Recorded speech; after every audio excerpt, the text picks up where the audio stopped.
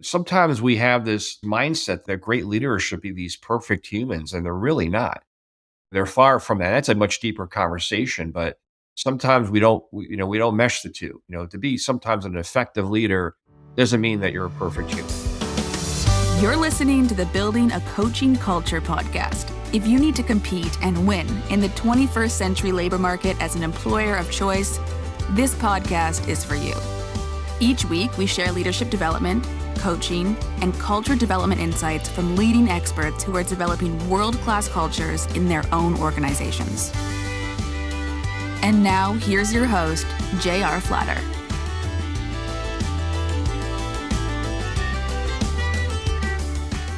Hey everybody, welcome back. It's J.R. Flatter here with Lucas. How you doing, Lucas? Hey, good morning. Lucas is our millennial voice. I'm the boomer of the group. I'm not sure where you fall in that timeline, Chuck, but just to remind everybody, we're here is the building a coaching culture. Lucas and I are both leadership coaches, and we think that a coaching culture is the key to success in this hyper-competitive labor market that we find ourselves in. Everybody's talking about the great resignation, the freelance market, and all of that. So, how do leaders of complex organizations lead and succeed in that environment? We're honored today to have Chuck Mollor as our distinguished guest. I'm looking at your resume here and your bio. You got a pretty impressive life and what you're doing now. So take some time to brag about yourself, if you don't mind. Sure. I started my firm 15 and a half years ago, so it's gone by pretty quickly. That's been pretty amazing 15 and a half years. So I'm a little unique in this sense. I am an executive coach as well, but I also want to run a consulting firm called MCG Partners. And we provide a number of services, leadership development, which includes executive coaching, management training, leadership development programs, succession planning, a lot of work around leadership alignment as well. And we do provide a lot of organizational services. So everything from employee engagement consulting and surveys to managing change to DEI, a lot of work around culture. You mentioned culture. We do a lot of work around culture, organizational culture, what we mean by culture, how do you create culture, how do you sustain culture? And we do a lot of work around assessments. We have our own proprietary 360 assessment. And we're also a certified partner with an assessment called the Predictive Index, which is a behavioral assessment, which is a fantastic tool. So yeah, we're a pretty diverse firm. We've got probably 45 or so people right now. And we work with startups all the way to the Fortune 500. So we're not focused on any particular industry. We really work across industries. And from a career standpoint, I've been in the leadership talent management space probably now for over 25 years and have been in consulting for more years than that. I'm a boomer like you, by the way. So, and I've been fortunate where I grew up through doing strategy consulting, change management consulting, and then I got into the leadership talent management space. And I kind of grew through into management, where I've actually ran a global consulting firm for a number of years. We got acquired twice in 1 year. And that's when I decided to start my own firm. That's very impressive background. I would love to hear you describe what is a successful organizational culture in the 21st century.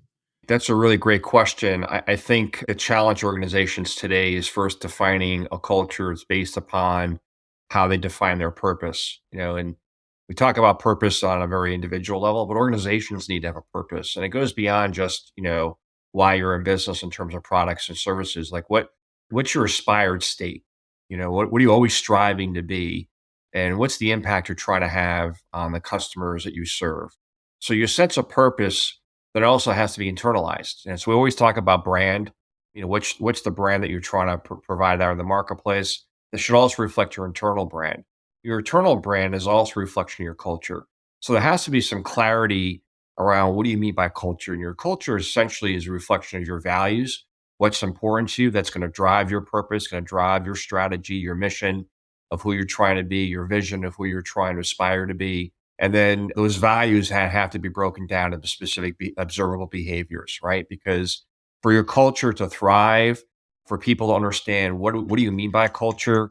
How do we demonstrate what our culture is and how we value a culture? There has to be clarity around those specific behaviors that are observable, that reflect your culture and those values, and therefore can be integrated into all your HR systems and processes. What I mean by that is your recognition, your reward, how you advance and get promoted.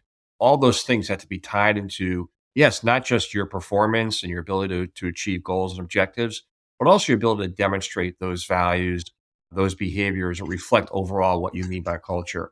And when you have those systems and processes sort of integrated into that, including how you hire, and also, by the way, how you provide feedback, right? So the big focus around feedback and performance management is the ability to provide feedback and development to people and hold people accountable because there is an accountability piece. Now, accountability doesn't mean you're beating people up, but the classic example is people make this, when I say people, organizations create this great effort and communication around their culture and how they define it. And you see these wonderful bulletin boards and cafeterias and conference rooms, and they start collecting dust because that's where it stops. So the key is how do you sustain that and integrate your culture and those values and behaviors into how you operate and you live every day. And that all it takes is one leader, one top performer who quote unquote gets away with not demonstrating those behaviors and values. And that's when your culture starts to erode. Now, why is this important? Because a healthy culture is reflective of a highly engaged workforce. Now, why is that important? Because a highly engaged workforce and history through data and research over the last 20 plus years has shown the higher engaged workforce is, the stronger financial and overall business performance your organization is going to have.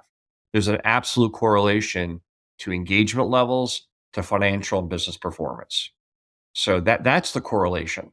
Yeah, a lot of good stuff there. I was chuckling because I'm teaching a class, facilitating a class tomorrow on power, and a lot of what you're talking about, and communicate and then demonstrate. And part of the demonstration is, are you following what you're saying? Yeah. Well, it's the classic walk the talk, right? And to really the foundation of all this is leadership, right? Leadership has to, when you talk about culture, you're also talking about, a leadership culture. What do you mean by leadership? And how is leadership going to demonstrate that to their employees? So yeah, it's a big part of it. I really like that tidbit. Having your values then lead to observable behaviors. I notice in software development, when you talk about being agile, we have the observable behaviors, like we have our sprint planning and retrospectives and things, but they don't necessarily spring from the values. It's kind of something that we hope to pick up, or demonstrate by doing the procedures. So, how do you kind of make sure that those procedures and processes really come from your values, like you said? Yeah. So you again, you have to really be systematic, Lucas. You have to really be able to sort of articulate and have definition of what those values are. And people need to have clarity and understand how to interpret that and how to internalize that. So I think that's step number one. There's got to be real great clarity on those values, and those specific behaviors also need to be very, very clear. There can't be a lot of misinterpretation of what you mean. So, for example, you mentioned the word agile. I'm very familiar with agile Scrum methodology. I actually wrote a book called The Rise of the Agile Leader. Can you make the shift? And I use the word agile as a verb in my book because the whole concept of being agile is really, really one of those key, competencies, for leaders. We can talk about that as well. But I think going back to your question, the clarity definition has to be really, really clear and easily understood and interpreted. So that way people are aligned and consistent by what they mean by that. And that all has to be documented. And that has to be defined, clearly written out, and then captured so that people, can not only have discussions and celebrate and acknowledge and say, this is part of who we are. This is what we mean by a healthy culture. And by the way, this is reflective of our brand internally and our brand externally. So this alignment of brand, internal, external, and culture, and have these sort of clarity around those definitions and documented and written. So that way it's not only sort of given to everybody, but it's also discussed. It's also ensured that every team, every individual really has a sense of understanding. And then you actually incorporate those definitions, those clarity of values and behaviors into performance management, recognition, reward systems, as I mentioned earlier. I heard you talk a little bit about mission and vision. I think it'd be helpful to hear, how do you differentiate the two? What are the differences? If I am a startup, how do I create and sustain a mission and a vision? In a lot of ways, I think sometimes these areas get over engineered, honestly. think a lot of organizations spend a lot of time on constantly tweaking what they mean by their vision and their mission. Your mission goes back to, I think, purpose. In a lot of ways, your mission is reflective of your purpose, which is why do you exist? What ultimately you're trying to provide to the marketplace, whether it's individuals or businesses or products or services, right? So that's your mission. Your vision is how you're actually going to achieve that. Our vision is this is how we envision ourselves reaching sort of our objectives, our mission, our approach, our purpose, right?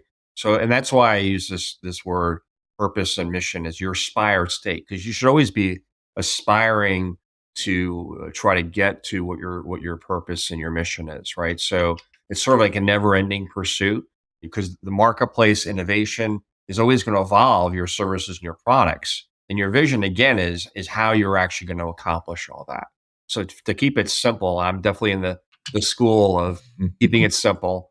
That's how I would define those. So just to go back to that, the marketplace evolving and, change being the only constant, and you have your book, The Rise of the Agile Leader. And so do you believe that, being able to react to changes and be agile is important, and why? Why is that such an important leadership trait?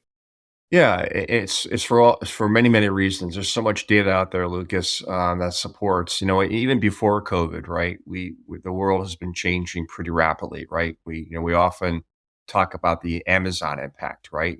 Consumers want things tomorrow. I mean, think of a world, and maybe you not can't relate to this as much as maybe JR and I can relate to this, but trust me, the world has changed dramatically, not just the last 30, 40 years, but even the last 10 years. And so consumers' expectations of not only when they want a product and service, again, the Amazon impact, if you want to call it that, but also the sense of now, the sense of change, the sense of, market competition, global competition. A great example would be, the Fortune 500. In the last 25 years, I'm sorry, the last 20 years, half of the Fortune 500 don't exist.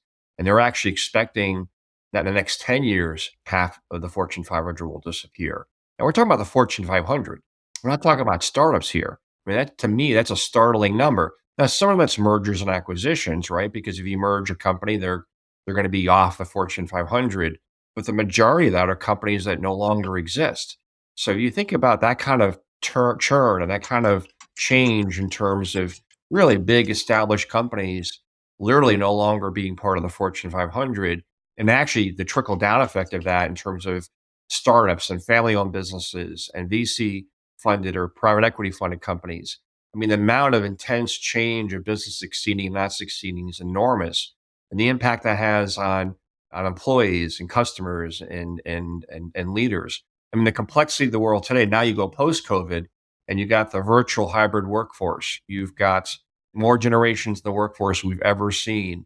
You've got the focus and need of diversity, equity, inclusion. You've got the gig economy, right? There's probably about 40% of the workforce right now is gig economy. Think about that. That's almost half the workforce. In the next 10 years, they're saying that's going to be over 50%. So there's all kinds of implications in terms of what your workforce looks like. You mentioned the great resignation earlier. There's so many elements right now that make the business environment so complex. The cycles of innovation have gotten shorter and shorter. People's interest in innovation, people getting bored after a product in a year. They're expecting the next latest, generation, not just in software and everything. So when you think about all those things, the implications are, leaders need to be able to create stability in a world of chaos, right? Because then you add mergers and acquisitions and you add transition and changing your strategy, right? There's no longer strategic plans for the most part, right?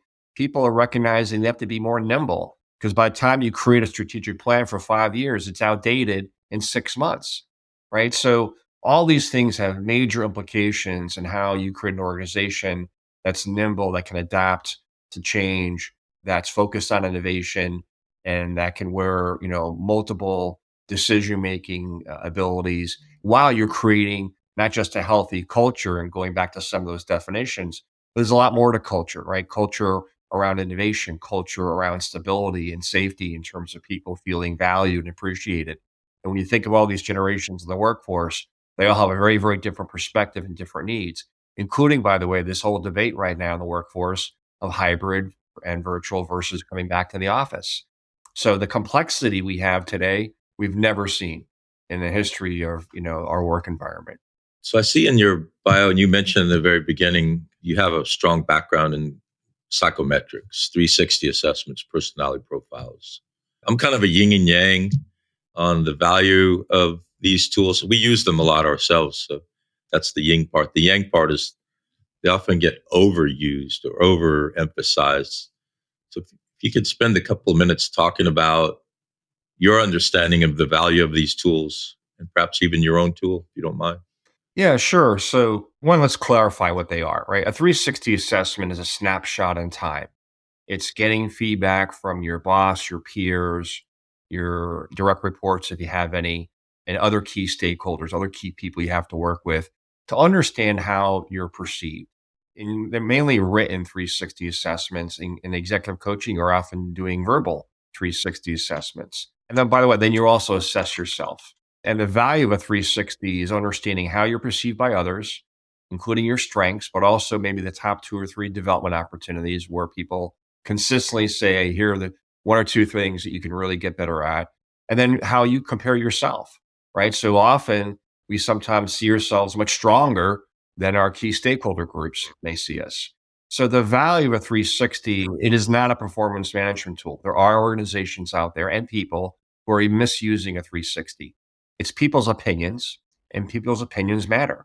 That's the first thing we have to recognize when it comes to whether you're a leader or an individual contributor and getting a 360. But it's a development tool. It's about improving your self-awareness to understand how you're perceived by others, and especially gathering better alignment on how you see yourself versus how others see you. But again, it's people's opinions. It's a subjective tool, but it's a great development tool, assuming, and this is a big assumption, that people are being transparent and honest. Because very often, depending on your culture and how healthy it is, going back to culture, some people are very hesitant to often be open and honest and direct in the 360. So you have to make sure if you're going to use a 360 assessment, especially a written one, there has to be an environment where people feel very comfortable that they can be honest and accurate with their feedback. Okay. Now, a behavioral assessment, which is really truly a more the psychometric assessment or tool, the challenge is there are a number of behavioral assessments out there that are very popular. I'm not going to name them. There are one is actually the most popular in the world. And the irony is it's actually one of the least accurate behavioral assessments in the world. And that's the challenge. And, whether it's an HR professional or a CEO or someone in management, it doesn't really make a difference.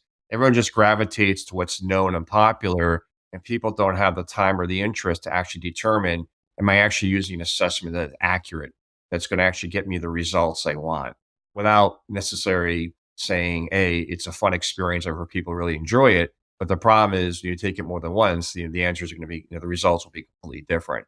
So the reason I use a tool called the predictive index or PI, again, there are other really, really strong, accurate behavioral assessments out there. But if you're going to use a behavioral assessment, you want to make sure, number one, that it's a valid instrument. So it has to pass this sort of standard of validity that frankly means it's accurate. And I don't know about you, but I want to use a tool that's been proven through research and validation that's accurate. Okay. That's number one.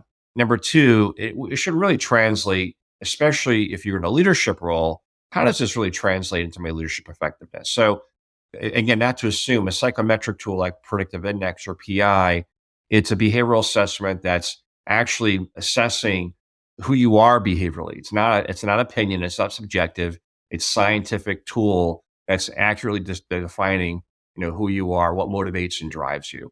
So whether you took PI in your 20s, 30s, 40s, 50s, and beyond, it should be consistent. Why? Because we are who we are. Yes, our environment impacts us, our ability to learn and develop and modify ourselves.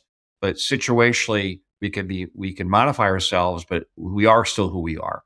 So the value of that is to understand naturally, what are those characteristics and how we demonstrate, how we manage change, how we deal with conflict, our natural communication style, our natural decision-making style, how we simply approach work and how we approach working with people. And the value of the combination of both is you're getting an understanding of how you're perceived by others, and then how you perceive yourself, and then the combination of PI or a behavioral assessment in terms of who you are. So that's the distinction. And we talk about, having that self-awareness and coaching and, knowing how you're being perceived by others. And so looking at that from like a cultural perspective, how do you get other individuals as a leader, other people on your team to kind of reach that level of self-awareness and, know their strengths and weaknesses and be observing their own behaviors and things like that? It's a great question, Lucas. And I think so. I would encourage using tools like a 360 assessment and a behavioral assessment because self awareness, and again, I talk about it often, including my book, that self awareness is really the foundation to be successful, right? I mean, and as coaches, you understand that to work with anyone, it is about helping them understand how they show up, especially under pressure and stress, what their derailers are, what's the impact they have on others. And our personalities have a huge impact on that, especially under pressure and stress, which we almost always default to our natural self, no matter how much we've modified ourselves situationally to be effective. So having these tools allows us to understand who we are and how we're perceived by others, allows us then to say, okay, how do I address this? And it's not about being a chameleon. It's not about trying to manipulate. It's really about still being your authentic self, but also recognize the importance about being situationally effective. So organizations that use tools like this, but do it in a healthy way. Because again, it's not about limiting people or saying I'm stereotyping people. It's about recognizing, yes, based upon certain profiles, some people are better suited for certain career tracks than others. But especially if you're trying to develop people, promote people, be effective, by the way, reflect your values and effective behaviors for your culture. By improving that self-awareness, you're actually improving the effectiveness of how people work together day to day. And, one of the bigger challenges in the workforce today, and COVID just accelerated this, is conflict, right? Everyone's become conflict adverse. Well, some of it is behavioral. Some of us think conflict is just healthy debate, right? If you're highly assertive, you're not only strong with opinions, you're also very strong in how you communicate and demonstrate those opinions. Well, there are some people who naturally are the exact opposite of that. They don't enjoy conflict. They actually avoid conflict. They rather do anything to get into a quote unquote debate with somebody. So going back to understanding yourself and how you show up in meetings and discussions, the biggest mistake is, and it's not just if you're quiet or more reserved, it's also because you may be conflict avoidant. You have a meeting, everyone thinks, okay, we're aligned, we're all agree because people don't say anything. And they walk out, and the people who are conflict avoidant start telling everybody around how much they disagree with that decision, right? And we call that kind of passive aggressive behavior, right? And very often it's because their lack of comfort to get into what they perceive as a conflict situation. So just using that as an example, we have to learn how to have not only more courageous dialogue, but how to be more adaptable and also how to work with different personalities so that there can be healthy conflict and frankly, better discussions, better decisions, and better inclusion with different members of your team. Thanks. I like that example because it's vague enough where I'm saying, "Oh, I know exactly what you're talking about." You just used one of my favorite words, by the way, courageous. I had this question in my list of, in this scarce environment. So every doctoral dissertation I've ever read, every report you read starts with the same sentence: in these challenging times. And so here we are in these challenging times, everything's scarce. Every dollar I spend, I'm weighing, why do I need it? So the question is, why do I need an executive coach? But you've just indirectly demonstrated the value of an executive coach. I talk about culture all the time. I talk about leadership all the time. And you just connected two dots for me that I'd never connected before. Culture and a 360. They obviously impact each other, but until you said that out loud 2 minutes ago, I had never connected those two dots. And therein lies the beauty of an executive coach and why it would be worthwhile to invest. I'd love to hear your thoughts on, you said you work with startups, you work with Fortune 500s. Why would I invest in executive coaching? It's a different value proposition if you're what I call business to business. And I'm a company that's being hired by businesses to work with executives and leaders, in addition to all those services I mentioned earlier. Then there's individuals, so business to C, business to consumers, which are individuals that are thinking about hiring a coach. So it's a different value proposition, right? And I'm not as familiar with the B2C because as I really we market toward companies and we work and partner with companies. But I think for any individual, and the reason I clarify that, differentiate that, because a lot of these executives, often they raise their hand to their companies and say, "Yes, I really would like an executive coach." Most of it's like a CEO who's just been promoted or is getting ready to be promoted, or another senior executive that's in that track and says, "Yes, I want to help someone to help me get to that next level." But very often it's the organization that says, "Hey, I think you need an executive coach," and for very good reasons, right? So the good news, at least in corporate America and throughout the world, really, the coaching is used to help very, very high performing, highly talented, high potential leaders at any level, invest in their own specific leadership development through a coach. And that's where that usually happened. Going back, 15 plus years ago, on occasion, it would be used for a person that was really in trouble. And more often than not, the majority of the time, it was almost too late to have a coach because their brand and their reputation and their credibility was beyond repair, right? So that kind of punitive, kind of a response by let's having a coach. It doesn't really happen anymore. I think for individuals, it's a little bit of a different value proposition. Why? Because it's their money, not the organization that's financing or funding it and sponsoring it. And I think the most important aspect is the investment in yourself. How am I going to continue to be effective, and can I do it on my own? In a lot of ways, I was one of those people, but I say this as and whether it's my four kids or my clients or even my employees, and my advice is always very simple. Don't make the mistake that many of us make, which is try to do it all alone. And yes, mentorship is important, advocacy is important in your organization, but you have to have your own sort of board of directors, right? And you need people who are going to help you get to the next level, especially if that's what your ambition is and your own personal aspiration. And coaching is really a one-on-one leadership development experience. And hopefully that person will have the expertise to not only improve your self-awareness, but also provide you direction and tools and experiences and insights to really help accelerate your ability to be effective. And yes, hopefully using best practices and tools like a behavioral assessment and a 360 assessment. And in coaching, I really like the interviews versus necessarily a written 360. So it's the same concept, but you're actually interviewing key stakeholders and getting a little richer and deeper qualitative insights to that person, and then sharing that, and again, in a safe, confidential manner where people are not mentioned by name, which is in a written 360 as well. Those are all usually confidential, as you know. So I think to me, that's the greatest value is not only improving self-awareness, but really helping accelerate that guidance and insight and helping them steer down the right path in terms of what they're trying to accomplish in their life. And that's any kind of coaching, not just executive coaching. Talking about, that self-awareness and how everyone has different strengths and things. I often look at things like outside of the office, like, oh, I'm more likely to do this activity or this hobby, and then I bring it back to work in certain ways. So, do you have any hobbies, whether it's reading or like gardening, sports, what have you, that you think contribute to your perspective as a leader in any way?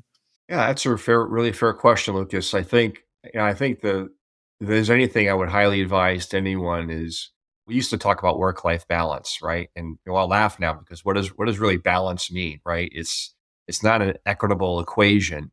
I think the key question is, are you spending a healthy amount of time in sort of the four quadrants of your life? At least how I define those four quadrants is obviously your work, which is where we spend the majority of our time, our family and friends, our community, and then for ourselves, right? So, for example, I happen to love fitness. I love dogs. I love travel.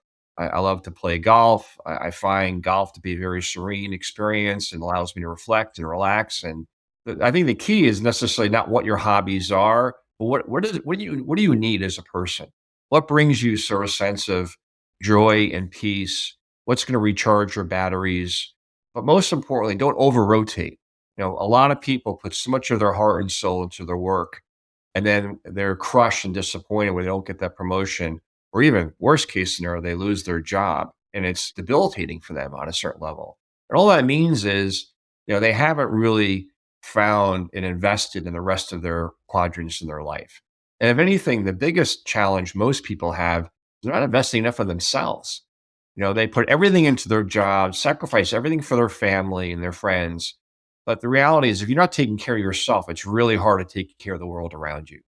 So find out what being healthy is for you. And then clearly, after COVID and all the challenges of working virtually, it's not just about your physical health anymore, right? It's about your mental health, your spiritual health, your emotional health.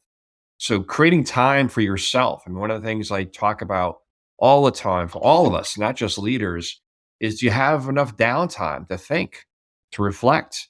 We're always on the run. We're always running from one thing to another, no matter who you are, what your life may be, what are the details.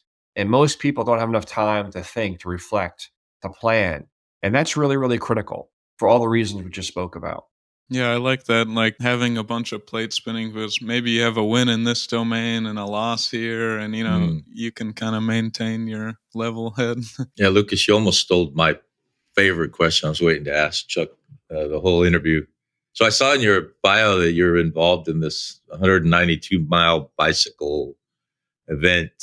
And now you just talked about work, family, self, community, and you use the word investment with regard to those. And I love that thought of investing purposefully in each of those.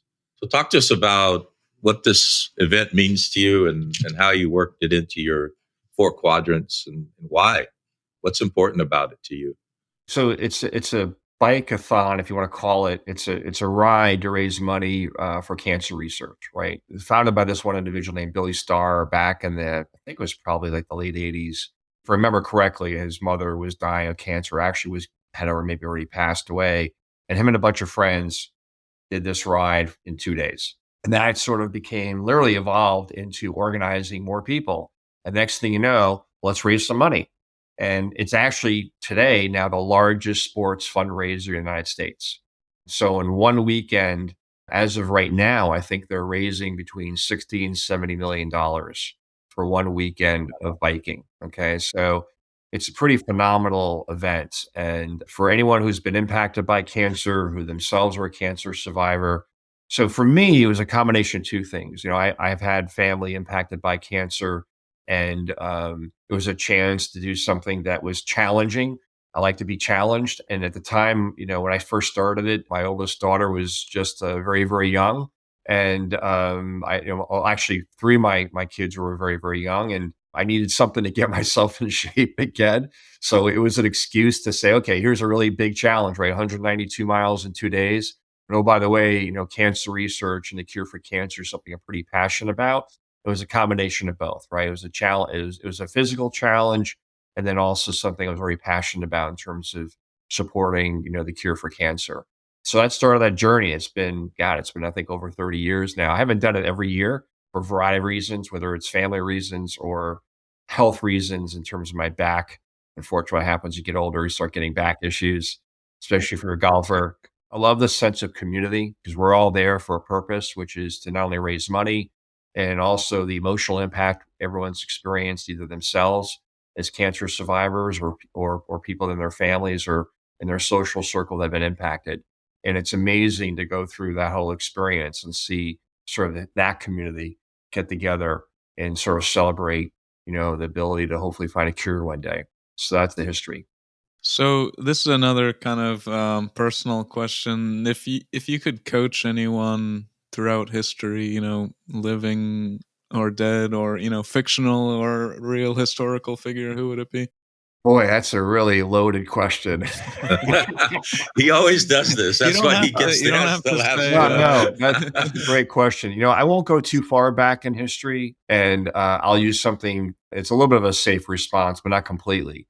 But when you think about some of our national politicians, here we are. These are people supposedly, leading our states or our counties or our country, for that matter. And I am actually including our current former presidents. I think what I'm most disappointed by is we have this standard in organizations and businesses about what we mean by leadership, yet we don't have our politicians, especially in the United States, demonstrate what leadership is. So I would love to create a leadership development program and coaching program for our politicians in this country because they do not demonstrate what effective and healthy leadership is. So that's how I would answer that question. Oh man, nice dodge, Chuck. Like that? Lucas, yesterday. So Lucas and I have this running gun battle with Winston Churchill. And so I was in a conference all day yesterday, and all the very senior leaders in our Department of Defense. And I like to say that Winston Churchill was quoted twice yesterday, Lucas. So I'm tossing that in there for you. It's not just you pulling out the quotes. Just to kind of quickly react to that, I think one of the biggest misnomers is we think that leaders are these perfect humans. You look at Martin Luther King, Winston Churchill, and even someone like Steve Jobs. I mean, in a lot of ways, these are not necessarily the best humans, okay? They had a lot of imperfections, a lot of issues. Steve Jobs, actually, in a lot of ways, was a terrible leader. He's really known, of course, his innovation and his drive. But sometimes we have this mindset that that great leaders should be these perfect humans, and they're really not. They're far from that. That's a much deeper conversation, but sometimes we don't mesh the two. To be sometimes an effective leader doesn't mean that you're a perfect human. Yeah. No, I'm glad you brought that up because I have this idea that, and I think it's borne out by demonstration. If you are excellent at something, you probably have an eccentricity in your life that drives people nuts. But thanks for being here. Well, appreciate it. Enjoyed it. Well, that concludes this episode of Building a Coaching Culture. I truly hope that this episode was helpful to you.